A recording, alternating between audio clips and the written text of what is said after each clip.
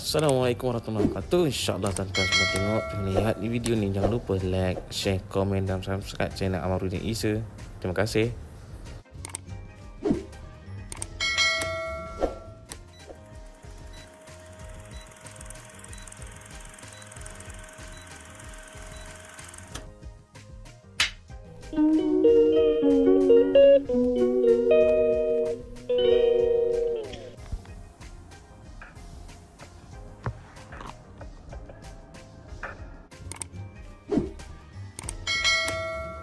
Okay, kita start visit ni. Ada rumah ni bocor.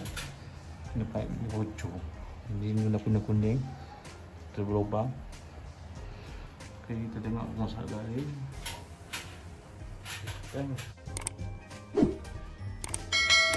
Contoh macam basah di lantai tu. Tak tahu basah lah tak. Kita rasa tak basah.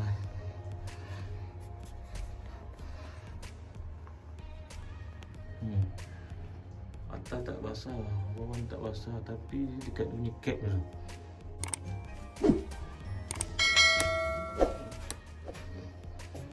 Bunyi cap ni yang tak air. Bunyi ni kanan kat situ. Bocor dia. Nanti bocor kita kena flush. Flush pipe air ni, pipe air ke atas. Tu kita tutup ni. Dia buang pipe atas tu. Pipe orang jamban atas tu. Kena buka tu. Buka balik ni. Cap ni. Kita kena buka cap tu. Cap bawah tu. Tapi ni kena kosong air dia. Dia nak melimpah air. Kita buka cap tu. Lepas tu baru kita ketat balik. Tengah payah ni. Rasa dah ketat betul ni. Tak boleh ni. Kena buka balik, kena tu white tape. Jangan tu buka cap tu.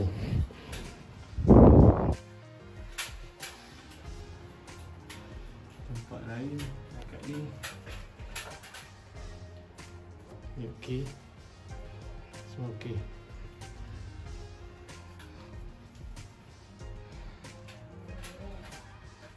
Okey. Masalah ni air ni. Ni nanti pasal air. Baik taik atas. Baik taik jamban atas. Kalau lain semua okey, tak ada masalah. Ni semua buat kering. Ini nampak macam masalah, bukan masalah. Ni kering juga ni. Ni pun okey, semua okey. Ni semua pun okey, tak ada. Situ yang cap ni, buat ikat ni, buat ikat cap ni, menutup cap ni bocor. Ni ketak-ketak ataupun dia loss, dia jadi macam ni lah, air nitik-nitik.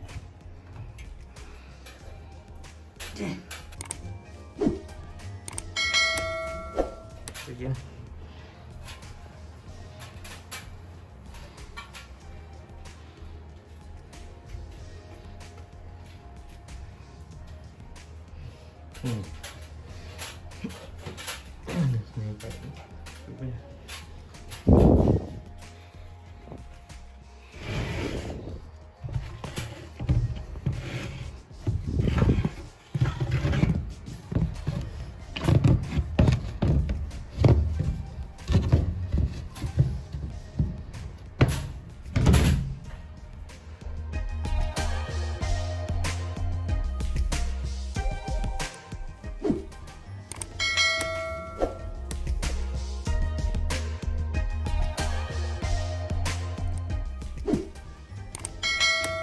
Thank you guys.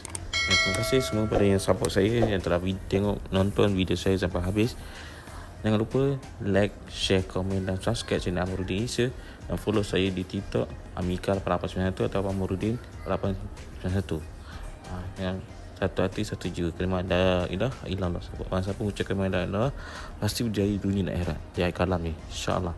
Jangan lupa banyakkan mengucap kalimah la ilaha illallah. Takbir, Allahu akbar. Insya-Allah. Jumpa lagi di next video, next content. Thank you, bye bye. Jumpa lagi di next video.